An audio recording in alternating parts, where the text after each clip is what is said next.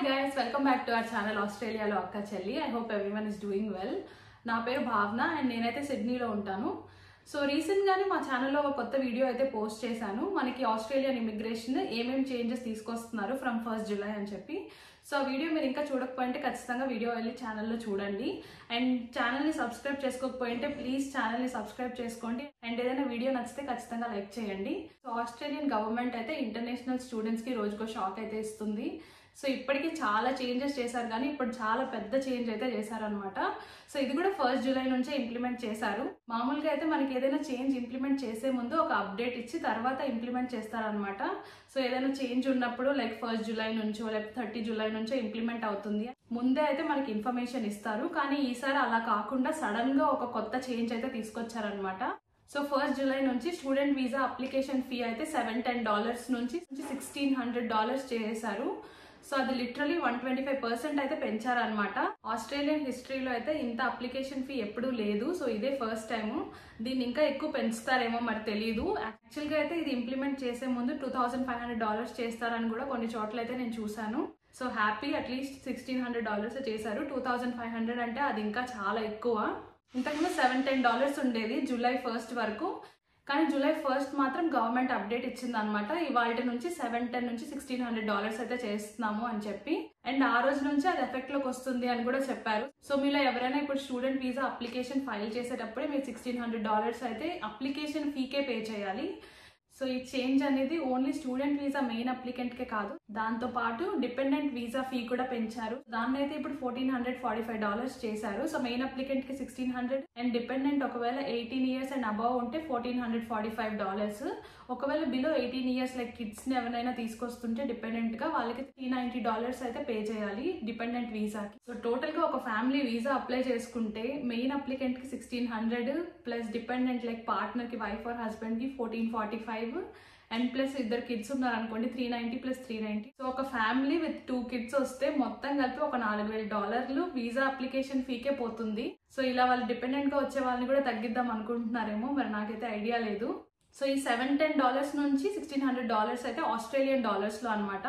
ఇదే మనం Indian rupees లో చూసుకుంటే 40,000 రూపీస్ ఉండేదాన్ని 90,000 చేశారు. అండ్ ఇంకో మెయిన్ ఇంపార్టెంట్ పాయింట్ ఏంటంటే ఇది నాన్ రీఫండబుల్ అప్లికేషన్ ఫీ. అయితే మీ అప్లికేషన్ రిజెక్ట్ అయినా వెనక్కి రాదు. ఒకవేళ మీరే మీ ప్లాన్ ని చేంజ్ చేసుకొని మీరు డ్రాప్ చేసినా కూడా వీసా ఫీ అనేది ఎప్పటికీ తిరిగి రాదు. సో ఒకసారి మనం పే చేసామంటే అది ఇంకా అయిపోయినట్టే. ఈధర్ వీసా అనేది మనకి రిజెక్ట్ అవుతుంది లేకపోతే అప్రూవ్ అవుతుంది. వీసా అప్రూవ్ అయితే ఏం ప్రాబ్లం లేదు, రిజెక్ట్ అయితేనే ప్రాబ్లమ్. మనకి ఈ ఎక్స్పెన్సెస్ ఇవన్నీ చూపించి మనం అప్లికేషన్ ఫీ అనేది $1,600 పే చేసినప్పుడు మీరు మళ్ళీ రీఅప్లై చేయాలి, మళ్ళీ $1,600 అయితే పే చేయాల్సి వస్తుంది. అండ్ ఈ చేంజ్ చేయడానికి మెయిన్ రీజన్ వచ్చి ఆస్ట్రేలియన్ గవర్నమెంట్ మనకి ఆస్ట్రేలియాకి వచ్చే ఇంటర్నేషనల్ స్టూడెంట్ స్ట్రెంత్ అనేది తగ్గించాలని చూస్తున్నారు. సో మనం లాస్ట్ ఫినాన్షియల్ ఇయర్ చూసుకుంటే July 2023 నుంచి May 2024 వరకు మనకి ఆల్మోస్ట్ 4,04,000 స్టూడెంట్ వీసా అప్లికేషన్స్ అయితే ఫైల్ చేశారంట. వాళ్ళలో ఎంతమందికి అప్రూవ్ అయింది, ఎంతమందికి రిజెక్ట్ అయింది ఈ ఇన్ఫర్మేషన్ అయితే లేదు. సో నేను ఈ ఇన్ఫర్మేషన్ అయితే నార్మల్ వెబ్సైట్ లో నుంచి తీసుకున్నాను. ఇది ఎక్కడ గవర్నమెంట్ వెబ్సైట్ లో అయితే మెన్షన్ చేసి లేదు. సో ఈ చేంజ్ వల్ల ఇమిగ్రేషన్ ఎక్స్పెక్ట్ చేసేది ఏంటంటే నంబర్ ఆఫ్ స్టూడెంట్స్ అనేది తగ్గిపోతారు. అయితే ఇక్కడికి వచ్చే స్టూడెంట్స్ ఖచ్చితంగా జెన్యూన్ స్టూడెంట్స్ అయి ఉండాలి అని చెప్పి. అండ్ ఆల్సో ఎవరైతే ఇక్కడ చదువుకోవడానికి వద్దాం అనుకుంటున్నారో వాళ్ళు మాత్రమే అప్లై చేస్తారు. జస్ట్ టైం పాస్కి వచ్చే వాళ్ళైతే అప్లై చేయరు అని వాళ్ళు అంటున్నారు. కాకపోతే నాకైతే అలా అనిపించట్లేదు. ఫీ పెంచినంత మాత్రాన వచ్చే స్టూడెంట్స్ జెన్యూన్ స్టూడెంట్స్ అవుతారని గ్యారంటీ ఏమి ఉండదు. సో ఎవరి దగ్గర అయితే మనీ ఉందో, ఎవరైతే అఫోర్డ్ చేసుకోగలరో వాళ్ళు మాత్రమే అప్లై చేస్తారు. అఫోర్డ్ చేయని వాళ్ళు ఇంకా ఫీ చూసే లైట్ తీసుకుంటారు, డ్రాప్ అయిపోతారు. అండ్ ఇంత హై ఫీ ఉండడం వల్ల చాలా మంది స్టూడెంట్స్ అయితే డ్రాప్ అయ్యే ఛాన్స్ ఉంది. సో దీనివల్ల యూనివర్సిటీస్ అన్నిటికీ వచ్చే ఇన్కమ్ తగ్గిపోతుంది. మిగతా కంట్రీస్ తో కంపేర్ చేసి చూస్తే $1,600 అనేది వరల్డ్ లోనే highest application fee for student visa. Like UK, US, Canada ఇంకా చాలా కంట్రీస్ ఉన్నాయి.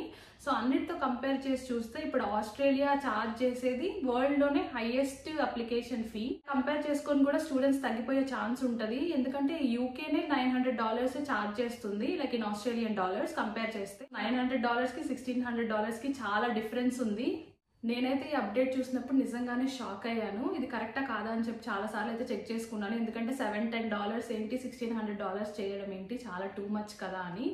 కానీ చేశారు. అండ్ చేసిన రోజు నుంచే ఎఫెక్టివ్ అని కూడా చెప్పారు. నిజంగానే చాలా షాకింగ్. నేనైతే ముందే వచ్చినందుకు హ్యాపీగా ఫీల్ అయ్యాను. ఇప్పుడైతే అప్లికేషన్ ఫీ చూసి నేను కూడా డ్రాప్ అయిపోయేదాన్నేమో తెలియదు. స్టూడెంట్ వీసాలో మనం ఎక్కడెక్కడైతే ఫినాన్షియల్స్ చూపించాలో ఆల్మోస్ట్ అదంతా పెంచేశారు. అండ్ ఫీ కూడా బాగా పెరిగిపోయింది. లైక్ కోర్స్ ఫీజు ఇప్పుడు కోర్స్ ఫీ పెరిగిపోయింది, అప్లికేషన్ ఫీ పెరిగిపోయింది. మనం వీసాకి కాస్ట్ ఆఫ్ లివింగ్ కూడా చూపిస్తాం కదా, అది ఆల్రెడీ పెంచేశారు. అది కూడా 17% హైక్ చేశారనమాట. లాస్ట్ ఇయర్ అక్టోబర్ 2023 నుంచే పెంచారు. సో ఇంతకుముందు 21,000 చూపిస్తే సరిపోయేది, దాన్ని $24,505 అయితే చేశారు. సో ఇవన్నీ చేయడం వల్ల ఆస్ట్రేలియాకి వచ్చే ఇంటర్నేషనల్ స్టూడెంట్స్ అయితే తగ్గిపోతారు అని ఎక్స్పెక్ట్ చేస్తున్నారు. ఫైనల్ గా నేను ఇచ్చే సజెషన్ ఏంటంటే, స్టూడెంట్ వీసా అప్లై చేసేటప్పుడు డాక్యుమెంట్స్ అన్ని కరెక్ట్ గా ఉన్నాయా లేదా అని మల్టిపుల్ టైమ్స్ చెక్ చేసుకోండి. ఏదైనా కరెక్షన్స్ ఉంటే చేసుకోండి. ఏది ఏం కాదులే ఎవరు చెక్ చేస్తారు అని అయితే ఏది సబ్మిట్ చేయొద్దు. మీ ఫినాన్షియల్స్ అన్ని ప్రూఫ్స్ కరెక్ట్ గా ఉన్నాయా, మీ డాక్యుమెంట్స్ అన్ని నేమ్స్ అన్ని కరెక్ట్ గా ఉన్నాయా, అన్ని డాక్యుమెంట్స్ కరెక్ట్ గా ఉన్నాయా లేదా చెక్ చేసుకోండి. మీకు ఒకవేళ తెలియకపోతే తెలిసిన వాళ్ళని అడిగి కనుక్కోండి. అండ్ ఓన్ గా అప్లై చేసే వాళ్ళైతే ఏదైనా కన్సల్టెన్సీని రీచ్ అయ్యి ఒకసారి మీ డాక్యుమెంట్స్ అన్ని కరెక్ట్ చేయించుకోండి. ఏమైనా చేంజెస్ ఉంటే ఈజీ అవుతుంది. ఒకసారి అప్లికేషన్ మనం సబ్మిట్ చేశాక అందులో మనం చేయడానికి ఏమి ఉండదు. ఎక్స్ట్రాగా ఏదైనా డాక్యుమెంట్స్ అడిగితేనే మనం సబ్మిట్ చేయగలము.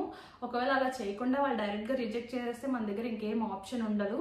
అండ్ ఇది నాన్ రీఫండ్ కాబట్టి ఇంకా చేసేదేం ఉండదు. మనం సబ్మిట్ చేసేటప్పుడే అన్ని కరెక్ట్గా ఉన్నాయా లేదా చూసుకొని సబ్మిట్ చేయాలి. ఒకవేళ రిజెక్ట్ అయితే మాత్రం మీరు మళ్ళీ మీ డాక్యుమెంట్స్ అన్ని కరెక్ట్ చేసుకుని దాన్ని రీఅప్లై అయితే చేయాల్సి ఉంటుంది. అండ్ అప్పుడు మళ్ళీ $1,600 అయితే పడుతుంది.